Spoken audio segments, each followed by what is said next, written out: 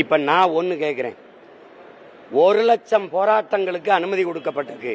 இந்த திராவிட முன்னேற்ற கழக ஆட்சியில 3.5 ஆண்டுகளில் 1,00,000 போராட்டங்களுக்கு அனுமதி கொடுக்கப்பட்டிருக்குன்னு மாண்புமிகு ஐயா முதல்வர் ஸ்டாலின் அவர்கள் சட்டசபையில் பேசின பேச்சிருக்கு.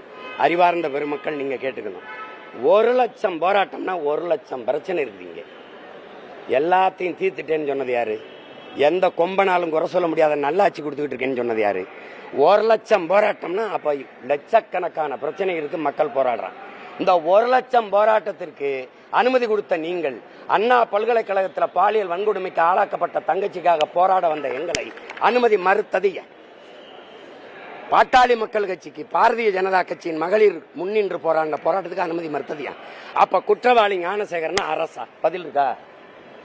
என் வீட முற்றுகையிட்ட 3 மணி நேரம் அதிகாரம் கொடுத்து ஒளிபெருக்கி வச்சு பேசி என் படத்தை ஜட்டியோட பட்டையை போட்டு அடிச்சு நொறுக்கி பேசுற வரைக்கும் அனுமதி கொடுத்த காவல்துறை எங்களையே நான் பாதிக்கப்பட்ட தங்கச்சிக்காக நின்று போராட அனுமதி தரல.